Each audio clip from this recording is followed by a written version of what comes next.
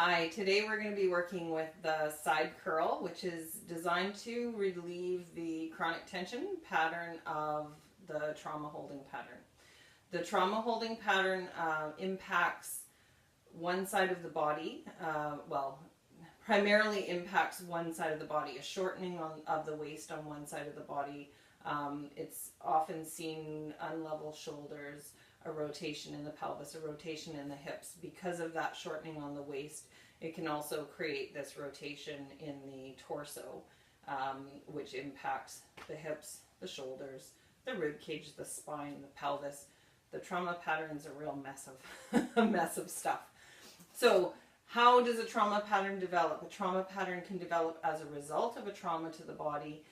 It could be an accident, it could be a fall, it could be a surgery.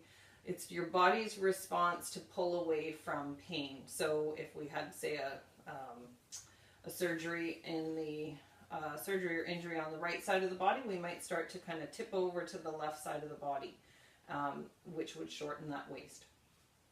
The other reason that we might develop a trauma pattern is through habitual one-sided activities.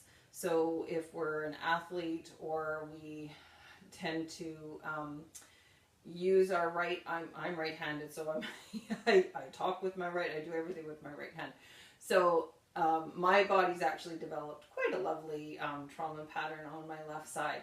So I also carried my kids on my left side when I would be doing things when I needed to use my right hand. I might have a kid on my hip with my arm wrapped around them, so I'm creating that support for the child while I could use this arm freely. So habitual postural patterns create trauma patterns, and as well as accidents and injuries.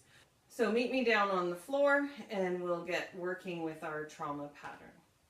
So when we move into the side curl, I prefer to use a blanket under my rib cage. That's not a necessity, but I find it gives me a little bit more space to stack my shoulders on top of each other, and then it supports the spine in keeping it in alignment from the neck all the way to the tailbone. And I use a block to support my head. Some people need a little bit higher block or a little bit shorter, lower block, just whatever you want to make sure that you're working in comfort when you start the movement. So I'll meet you down here on the floor. The other thing to consider when we come into that position is that your hips and knees are as close to 90 degrees as they can be without tucking the pelvis into a flattened position. So we would ideally want to have the spine in neutral. The pelvis is, the rib cage is supported by the blanket. The shoulder comes to the mat, and then the head comes down to the block. And this is just a little bit short. So because that block is just a bit short, I grabbed a blanket to put on top of that just to bring myself into a little more neutral position so I feel very level. Your back is pretty much parallel to the back edge of your mat. You could always line yourself up against a wall and feel for the shoulders and the pelvis on the wall to ensure that your back is straight, or you could use a bolster behind you. There's, again, lots of options for props. So I'm also going to take my glasses off because I find when I lie on my side with my glasses on, I end up turning my head towards the sky, and that ends up giving me a little bit of tension in my neck. So to start this side curl, we're going to bring our awareness to the area of the waist on the top edge of the pelvis.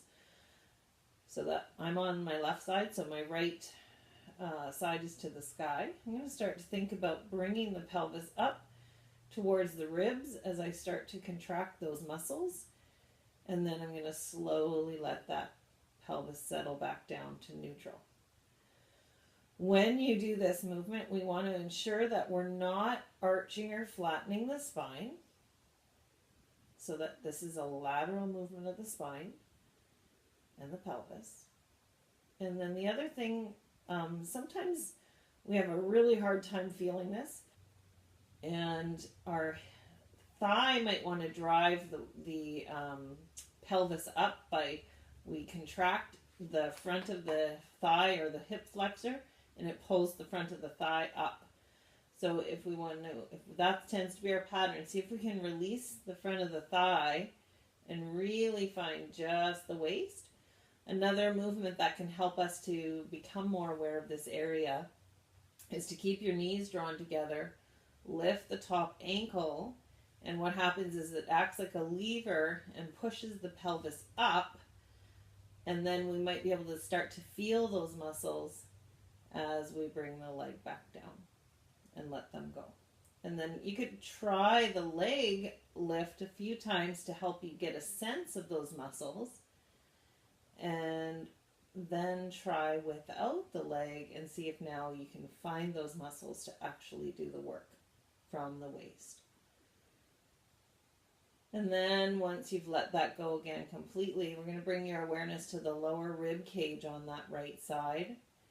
And you're going to start to draw your rib cage down towards your pelvis. It'll feel like your armpits being dragged down. You might get a sensation of the head lifting off the block slightly and then slowly lowering it down.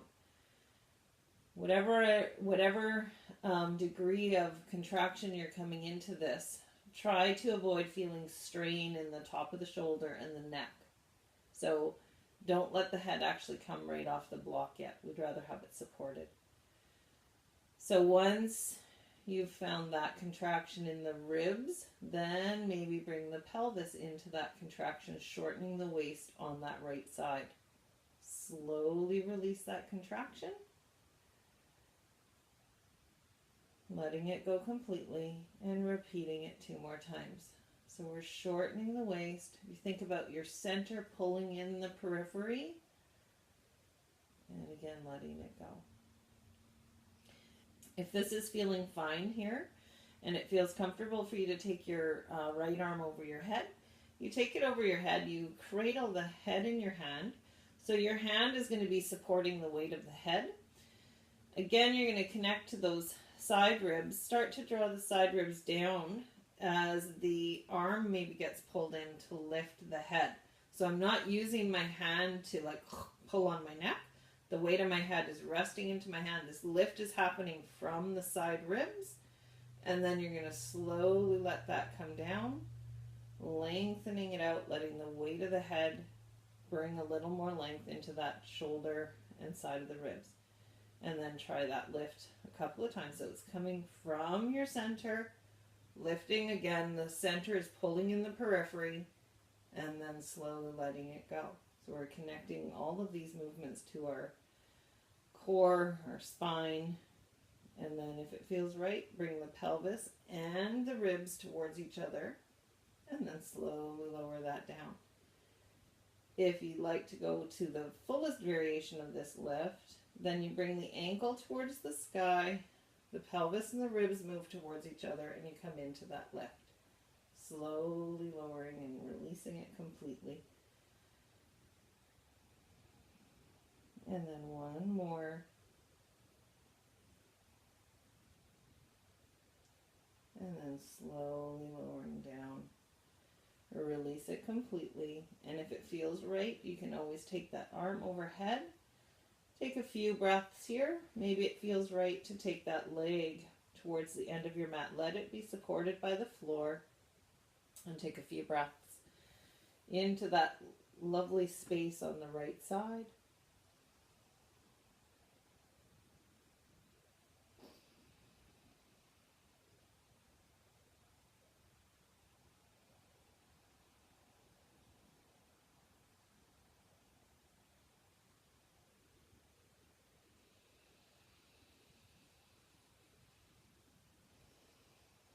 And then bring your knee back in on top of the opposite knee.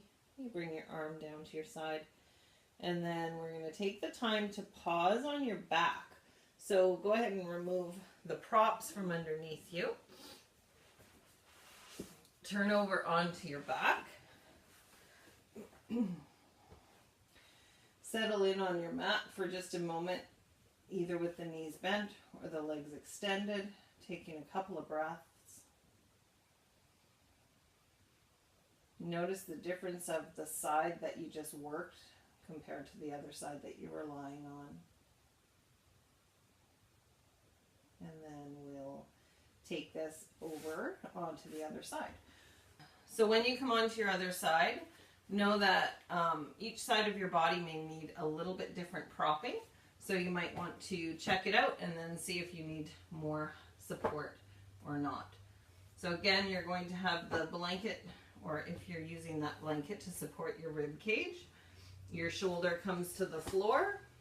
We line ourselves up so that we're parallel to the edge of the mat, so we're not curling into that fetal position. And knees and hips are at about 90 degrees, and your head comes down to the mat. Again, I'm taking those glasses off to keep myself sort of in alignment and stacked. And then just settle for a moment. Bring your awareness to the space that we're focusing on, which is that space between the ribs and the pelvis. Take the time to start to think about the action of drawing the pelvis up towards the ribs, and then begin to execute the movement, feeling the contraction in the side waist, and then slowly letting it go. Again, if that's difficult, you can always bring that ankle towards the sky, keeping the knees drawn together. It acts as a lever to press the pelvis up towards the ribs, and then slowly lowering it down. Finding whatever works best for you. And then gradually start to bring the rib cage down towards the pelvis. You can be bringing the pelvis towards the ribs at the same time. Since our brain's done this on the other side, it's already kind of aware of what we're going to be doing.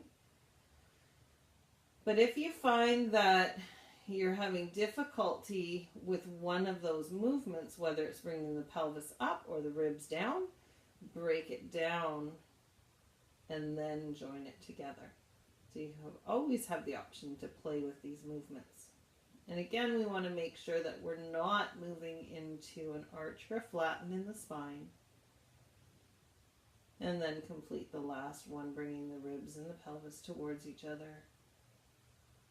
And again, once you release, if it's available for that it's left arm to come up, you're going to cradle that right ear in your hand. You let the weight of the head rest into the hands. And then we're going to start to connect to that sensation of the waist again, drawing the ribs towards the pelvis, pelvis towards the ribs. And we come into that lift once again. And then slowly let it go from the waist, through the ribs, through the pelvis, through the shoulder. The weight of the head draws the arm down. And then repeating that 2 more times. If it feels right to bring that leg into that ankle lift, you can come into that expression of the side curl as well. So we're bringing all of those muscles into that lift, and then we slowly lower it, lengthening it down, releasing yourself back to the floor. Once you've released completely again, maybe taking that arm overhead feels right. Maybe extending that leg towards the end of your mat. Again, taking a few breaths here.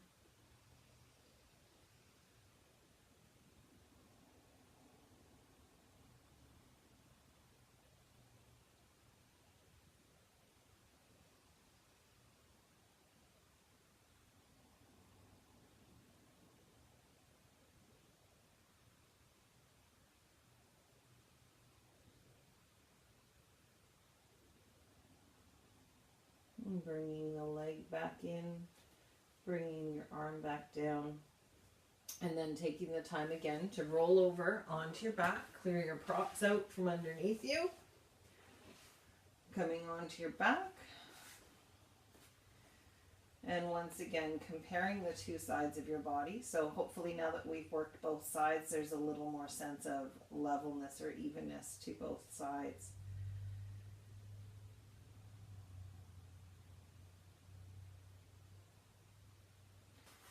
And then, once again, thank you for joining me for your practice today. You can feel free to continue on with exploring other movements that we've shared together in class.